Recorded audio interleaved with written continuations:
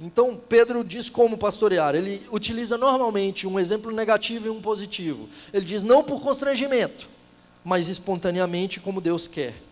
Então veja, em primeiro lugar, então, esse pastoreio, ele ordena que haja o pastoreio, contudo ele diz como não pastorear e como pastorear. Ele diz em primeiro lugar, então, não por constrangimento, mas por boa vontade, mas espontaneamente, que é a forma que Deus quer. Como assim? O presbítero não é dono do rebanho. O presbítero não é aquele que decide cuidar simplesmente porque ele quer, ou que ele manda nesse rebanho. Em segundo lugar, ele é alguém que não pode ser coagido a ser presbítero. Muitas vezes acontece na igreja presbiteriana, é muito comum isso. A pessoa é um excelente diácono, ele tem o dom do serviço, e ele está como diácono talvez há muitos anos, e ele é o melhor diácono da igreja. Normalmente, esse camarada, ele é coagido a concorrer para presbítero. Não, porque você tem que ser presbítero. E não necessariamente um excelente diácono será um excelente presbítero. São dons distintos. Ele está apto para ensinar, ele está apto para o governo, para a supervisão, para o pastoreio. E aí, muitas vezes, um bom diácono é constrangido a ser eleito presbítero. E nem sempre ele tem esse chamado da parte de Deus. Não por constrangimento. O presbiterato deve ser um ministério que há o anseio de buscar por ele. Alguém que de fato almeja por isso. Por isso 1 Timóteo capítulo 3 vai dizer, fiel é a palavra, se alguém aspira ao episcopado, excelente obra almeja. Então é de livre vontade, é por boa vontade. Deus deseja dessa forma. Não é algo que eu sou forçado a isso.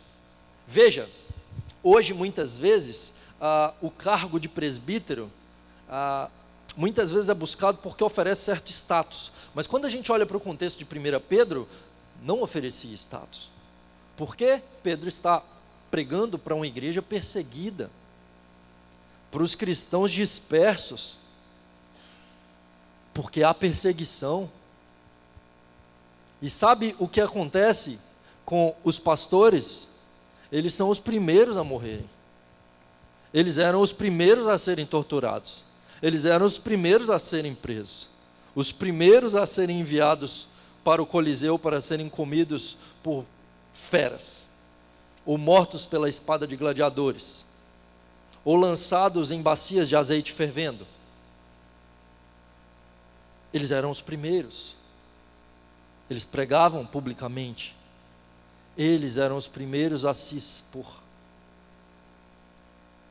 E muitos não tinham coragem de se tornar presbíteros, porque eles não estavam dispostos a morrer por Jesus, talvez, ou mesmo perder os seus empregos, perder a sua fonte de renda, porque era possível que isso acontecesse.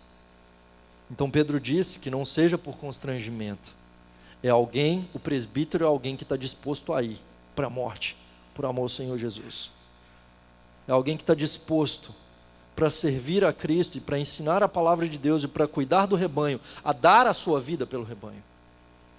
É assim que vemos no Antigo Testamento, na figura do pastor, quando Davi diz: o Senhor é meu pastor e nada me falta. Ele era pastor, e ele deu a vida pelas ovelhas. Ele luta com o leão, ele luta com o urso, para salvar as suas ovelhas da boca do leão e da boca do urso. Ele coloca a sua vida em risco. Assim era a figura do pastor. Ele coloca a sua vida em risco, para que o rebanho fique bem, não por constrangimento, mas por boa vontade.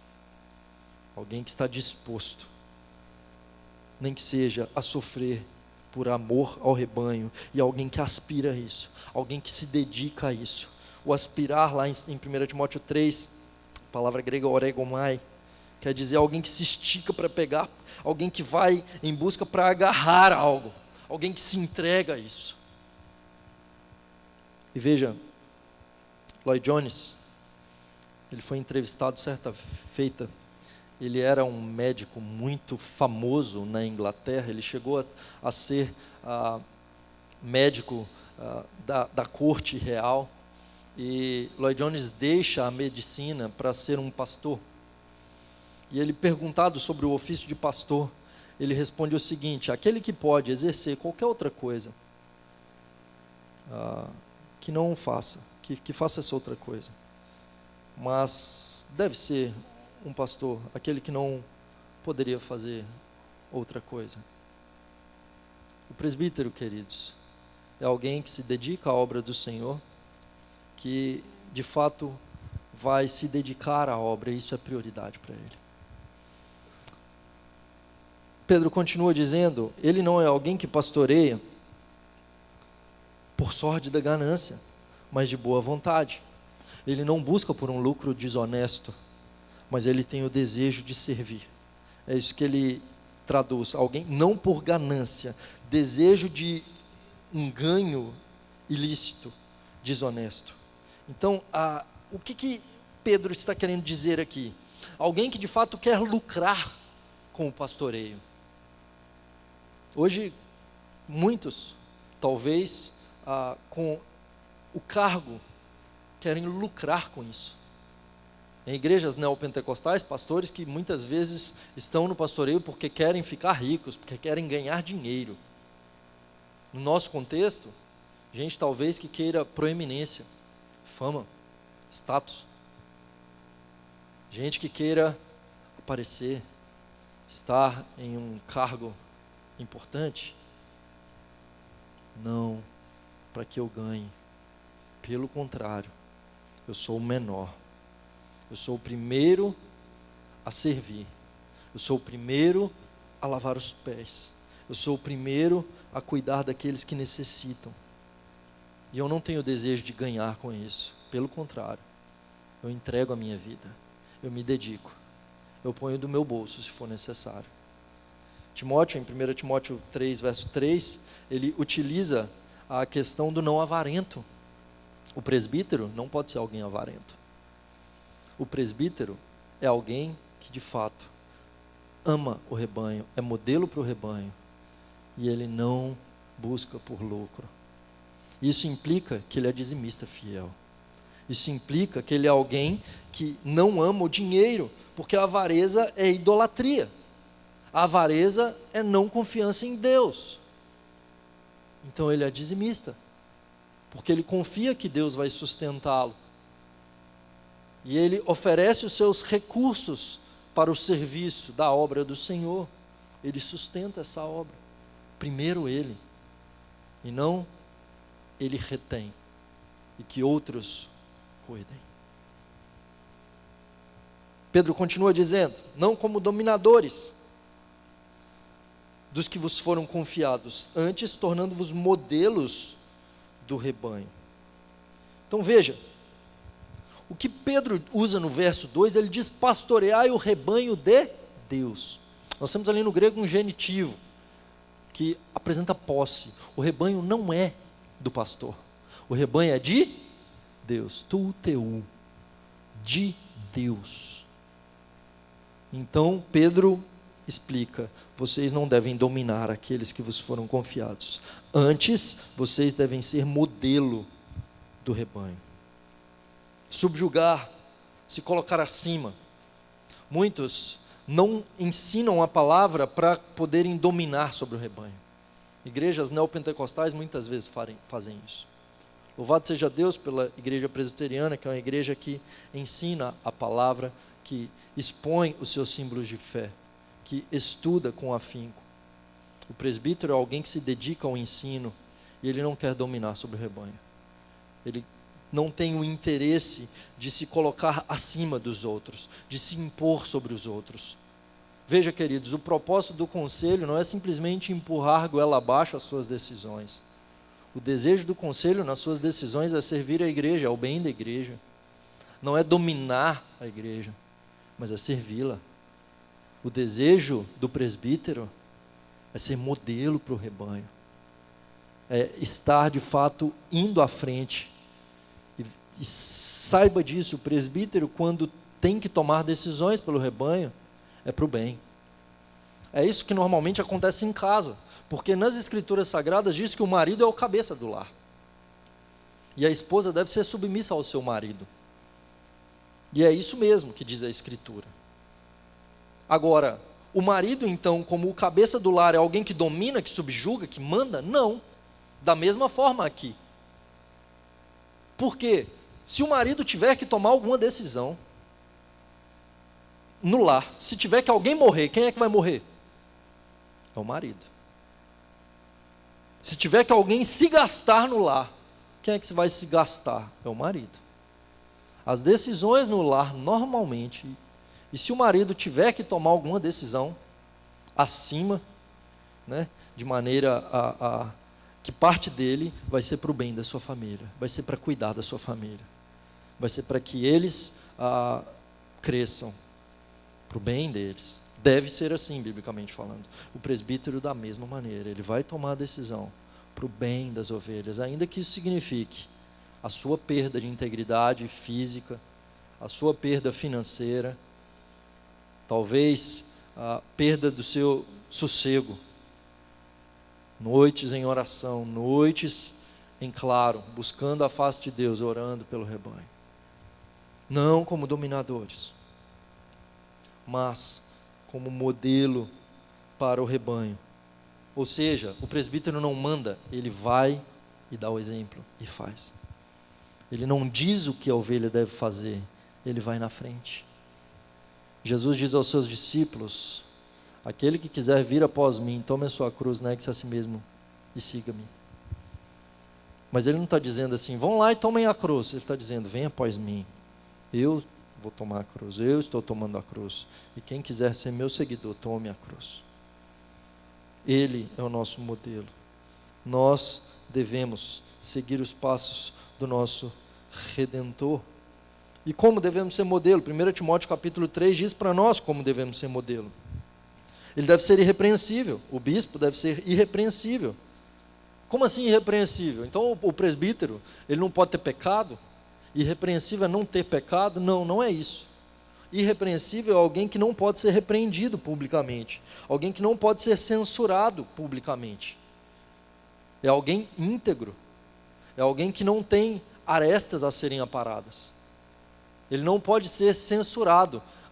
Significa então que se algum presbítero cometer algum tipo de dificuldade, que ele for censurado publicamente, então ele deixa de ser irrepreensível, ele deixa de poder exercer o presbiterato? Não, porque Pedro é censurado publicamente por Paulo e ele não deixa de ser apóstolo. A questão é, o irrepreensível é alguém que sempre está procurando crescer na graça do Senhor, e ele se arrepende dos seus pecados. Se ele então percebe que ele cometeu algo, que ele precisa de arrependimento, ainda que seja público, ele o fará. Ele deve fazê-lo, biblicamente falando. Nós não estamos tratando aqui meramente de exemplos, mas do que deve ser feito. Então e quando ele pede perdão, ele é repreensível. Você vai repreendê-lo por algo que ele já se arrependeu? Não. Irrepreensível, alguém que constantemente imita Jesus, busca ser modelo para o rebanho, e que é alguém ensinável, é alguém que é humilde, que se arrepende de seus pecados. Ele é alguém que é o esposo de uma só mulher, um contexto onde muitas pessoas casavam com mais de uma mulher. Ele é monogâmico, ele é alguém que tem uma só mulher, não necessariamente precisa ser casado. As pessoas colocam a questão de que necessariamente o presbítero deve ser casado. Isso não é verdade. Ele não precisa ser casado, não é necessário que o presbítero seja casado. O que ele não pode é ter duas mulheres. Uma ele pode ter, nenhuma ele pode ter também, e deve ser irrepreensível. Agora, duas ele não pode. E como que eu sei que ele pode não ter nenhuma? Porque Paulo não tinha esposa, e ele era um bispo, ele era um presbítero. Pedro tinha esposa, uma só, e só uma sogra, né, que Jesus curou. Duas não pode ser presbítero. Temperante é alguém que é sóbrio, alguém que é controlado, ele tem os seus desejos sob controle. É isso que significa o temperante, que é um sinônimo de sóbrio. O sóbrio é alguém equilibrado, alguém que freia os seus próprios desejos. Ele tem autocontrole. Então o presbítero não é alguém iracundo. Ele não é alguém que explode. Ele é alguém que exerce um autocontrole. Ele tem domínio próprio. Ele consegue se dominar. Então, não é simplesmente alguém que explode e se arrepende. Ah, não, irrepreensível. Ele se explode todo. Não. Ele é alguém que é temperante. Ele é sóbrio. Ele controla os seus impulsos. Ele é modesto. Quer dizer que ele é decente, ele é conveniente, ele é organizado. Ele não se coloca com pompa, sabe? O cara que chegando e ele é, nariz empinado e está acima de todo mundo. Não, ele é modesto. Hospitaleiro, no contexto da época, aquele que de fato recebe o estrangeiro, recebe aquele que necessita. Não existiam muitos hotéis na época. Ficar na rua significava, muitas vezes, até mesmo a morte das pessoas. Recebiam os missionários nas suas casas. Nosso contexto hoje não é simplesmente abrir a nossa casa para colocarmos alguém. Vivemos dias diferentes, mas é aquele que olha para a necessidade do outro. Eu percebo que o meu irmão precisa de algo. Se ele está precisando, está ao meu alcance, eu vou cuidar, eu vou ajudá-lo. Ele é apto para ensinar. A palavra didáticos, da onde vem a palavra em português didática. Então é alguém apto e hábil no ensino. Ou seja, é alguém que conhece a palavra e alguém que sabe transmitir a palavra. Muitos conhecem a palavra. Todo cristão que está na igreja, que está sendo discipulado, que passa pela classe de catecúmenos, que está na escola dominical, que está toda quarta-feira aqui, que está todo domingo de manhã nos cultos, domingo de manhã e à noite, escola dominical, ele sabe a palavra. A questão não é saber a palavra. A questão é, ele sabe a palavra, ele conhece a palavra, ele se afadiga na palavra, ele se aprofunda no conhecimento da palavra, e ele sabe transmitir a palavra, e ele sabe ensinar, ele senta, ele está disposto a andar, a caminhar junto, a ensinar essa palavra, com didática, não dado ao vinho. É alguém que, a palavra colocada por Timóteo é paroinos, parar é ao lado, Paracletos, que é o consolador, é aquele que é chamado para estar ao lado. Isso é Paracletos, que está ao lado. O Espírito Santo é chamado de Paracletos. Paroinos é aquele que é ao lado do vinho, aquele que está entregue ao vinho. Ele não é alguém entregue ao vinho. Ele não é alguém que se embriaga. Ele não é alguém que corre o risco de ter dificuldade com bebida, porque ele é modelo. Não violento. A palavra que Timóteo usa, plectes, significa brigão. Alguém pronto para dar o golpe, sabe? Já viu? Então, quando você vê a luta, o cara já se arma aqui, ó. Essa palavra é essa. Ele fala assim, não é o cara que está armado aqui, pronto para...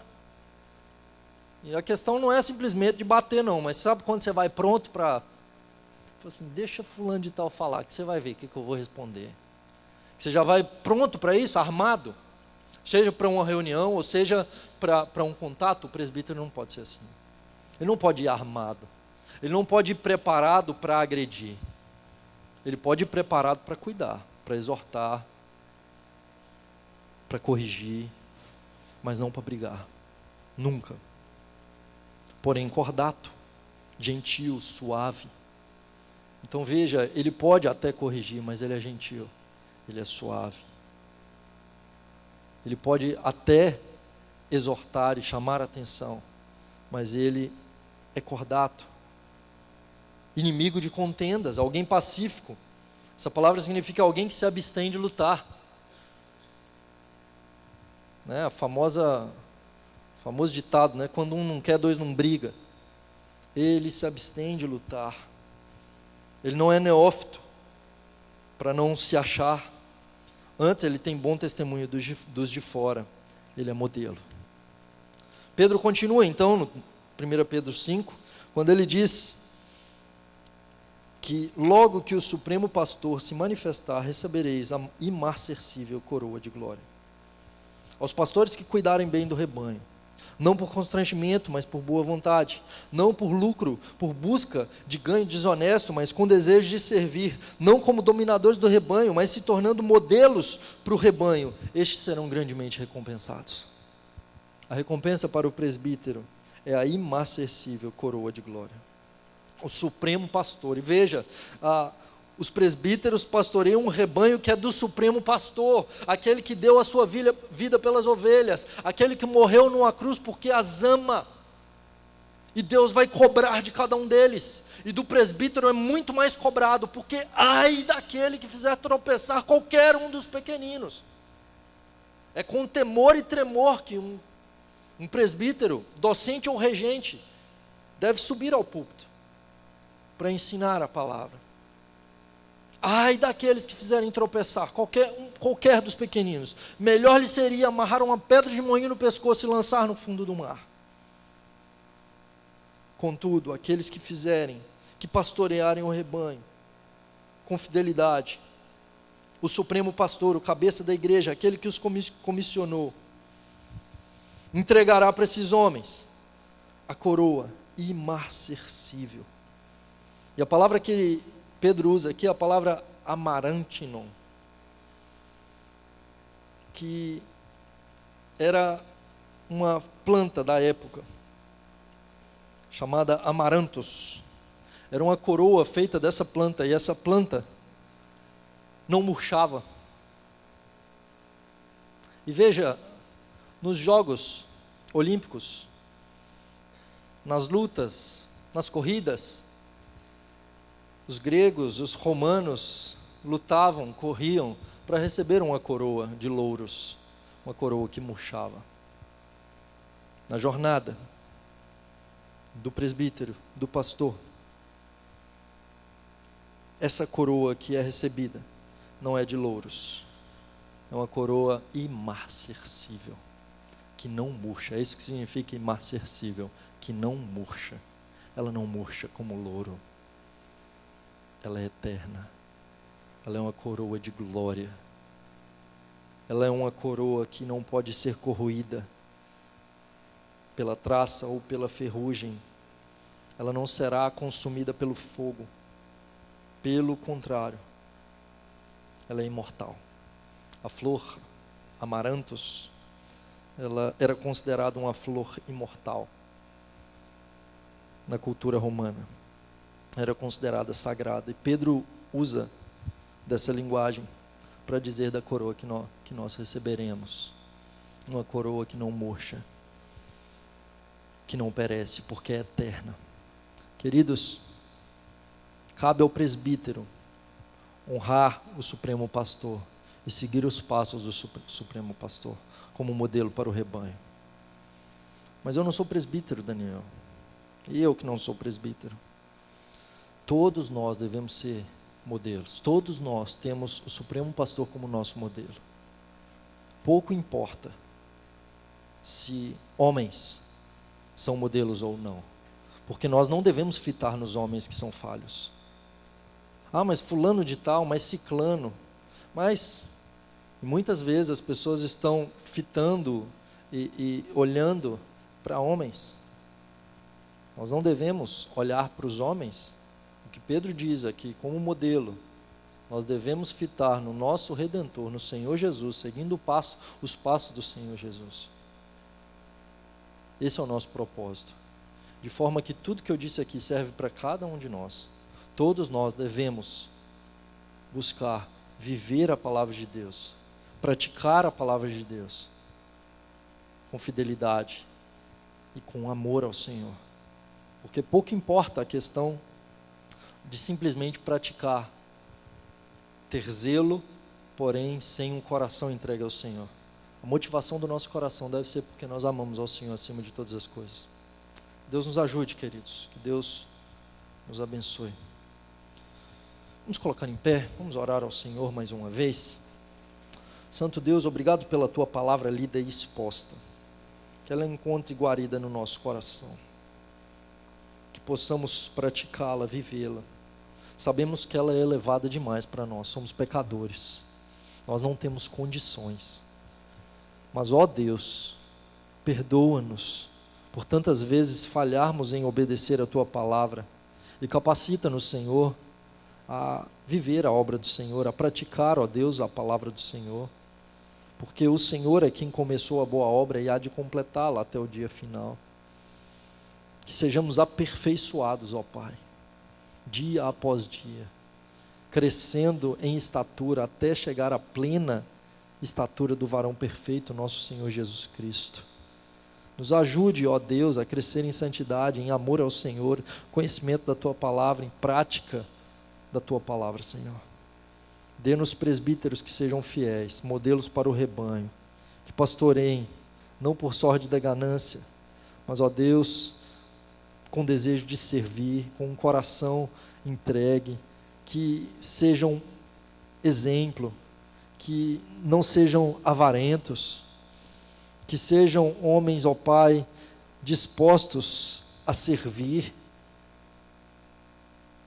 que estejam com suas mãos levantadas, que não queiram brigar, antes, ó Pai, que sejam temperantes, sóbrios, modestos, cheios do Espírito Santo, que amam ao Senhor acima de todas as coisas, estão dispostos a morrer pelo rebanho.